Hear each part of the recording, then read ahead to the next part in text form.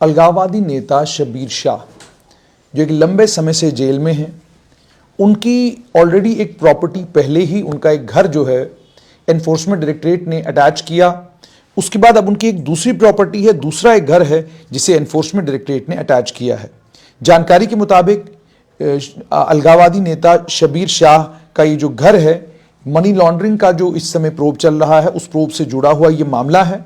और इल्ज़ाम ये है कि शब्बीर शाह ने ये सारा पैसा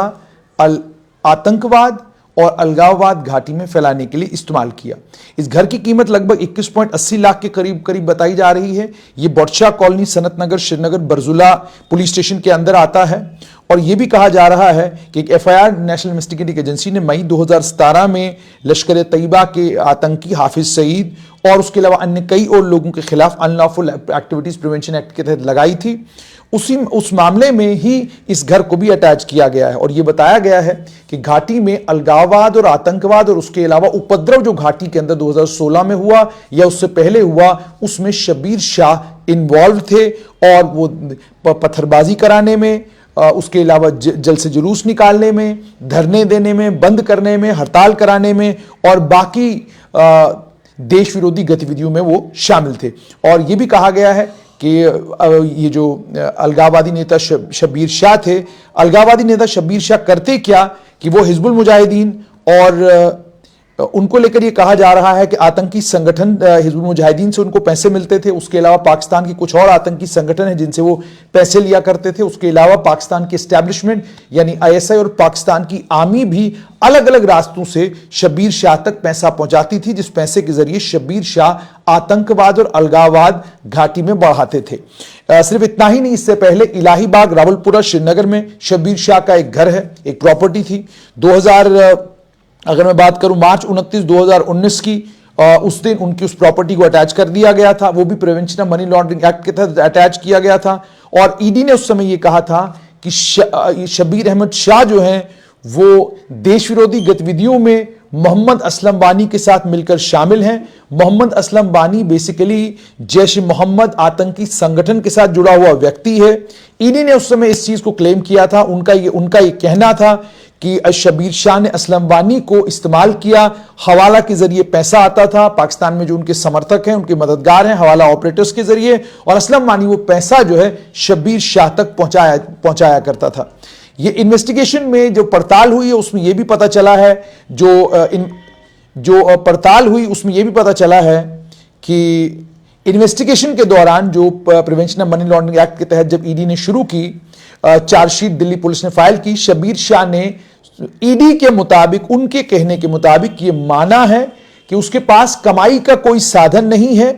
और जब उससे ये पूछा गया कि आपने ये घर कैसे बनाया, तो वो ईडी के मुताबिक बता नहीं पाए कि इस पैसा आया कहां से, जिस पैसे से उन्होंने ये इतना बड़ा घर बनाया। उसके बाद उन्होंने ये भी कहा कि पड़ताल में ये भी पता चला है कि शब्बीर शाह हर समय आतंकवादी हाफिज सईद के साथ हर समय जुड़ा हुआ था। और यह भी आपको पता है कि हाफिज सईद जो है जमात-उद-दावा नाम के एक संगठन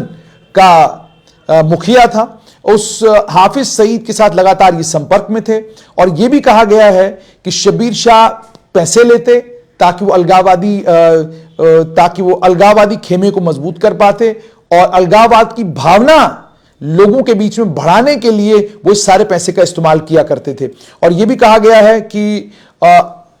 अलग अलग तरीके से ट्रांजैक्शंस करके जब उनसे यह पूछा जाता है कि पैसा आया कहां से, आपने खरीदा कहां से, ना उन्हें पैसा आया कहां से उसका पता, खरीदा कैसे ना उसका पता, यानी कोई किसी भी चीज की स्पष्ट रूप से कोई जानकारी शब्बीर शाह नहीं दे पाए। और यह भी दिखाया गया जब उनको प्रॉपर्टी के बारे में पूछा गया तो प्रॉपर्टी को लेकर ये कागजों में दिखाया गया था कि ये प्रॉपर्टी उनकी बीवी और उनकी बेटी को और उनकी जो सिस्टर इन लॉ है 2005 में उन्होंने तोहफे में दिया था।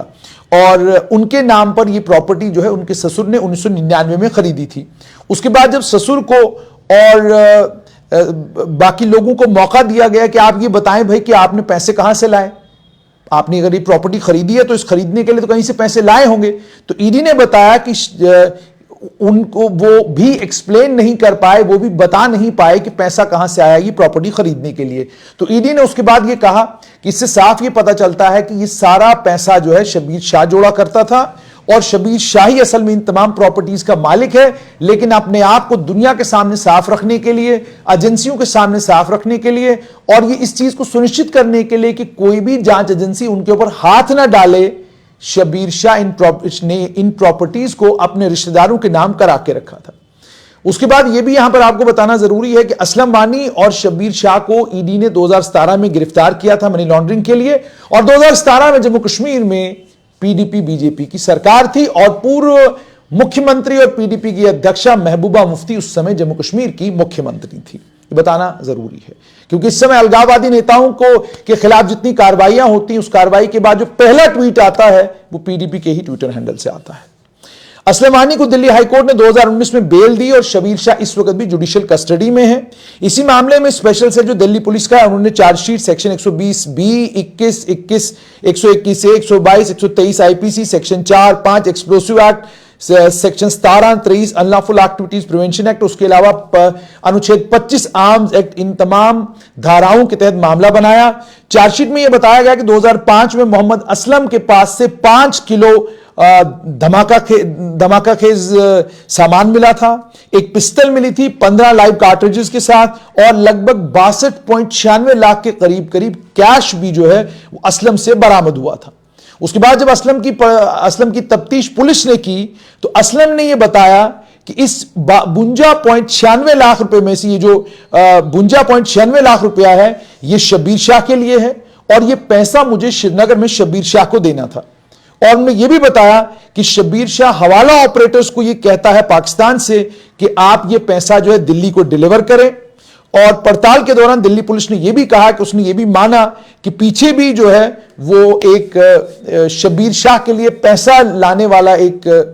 पैसा लाने का काम किया करता था, और उसने लगभग 2.8 करोड़ रुपया अलग अलग समयों पर शबीर शाह तक पहुंचाया। अलगाववादी नेता कश्मीर में आजादी बेचते रहे, आजादी के नाम पर सब कुछ खरीदते रहे, सब कुछ बनाते रहे, और सड़क पर आते, मैदान पर आते तो मसीहा की इमेज और अपने आप को फकीर और गरीब बताते, और दुनिया बाकी तमाम कश्मीर के युवाओं को, युवकों को, उनके लिए उनके पास एक फॉर्मूला था कि आजादी की चिड़िया पेड़ पर बैठी हुई है, बस कुछ ही दिनों में यह सारा काम होने वाला है। इस झांसे में एक दुनिया आई और वो सारी दुनिया जो है, किसी ने बंदूक उठाई तो मारा गया, कोई अलगाववादी खेमे में है तो आज गिरफ्तार है, ये सब कुछ उनके साथ हुआ। इसमें कई युवक ऐसे हैं जिनको गिरफ्तार किया गया है और उनके मां बाप के पास, उनके परिवारों के पास उनकी जमानत कराने के लिए पैसे नहीं हैं, लेकिन अलगाववादी नेताओं के कारण, इनकी राजनीति के कारण और इनकी अपनी खुदगर्जी का नतीजा यह है कि आज कश्मीर घाटी में लगभग आप यूं कहिए 20 से 30% युवक ऐसे हैं जो अलग अलग जेलों में हैं और उनके परिवारों के पास उनका केस लड़ने का पैसा नहीं है। वजह क्या कि कोई आतंकवादी गतिविधि में लिप्त पाया गया, कोई अलगाववादी खेमे में नजर आया, कोई कहीं और नजर आया, कोई कहीं और नजर आया, और जो लोग इन सब के पीछे थे वो आराम करते रहे, सुकून की जिंदगी जीते रहे। उनके घर प्लेशियर बंगले 3-4 माले से कम का तो किसी का घर नहीं था। तो आज ईडी ने एक और प्रॉपर्टी को अटैच किया है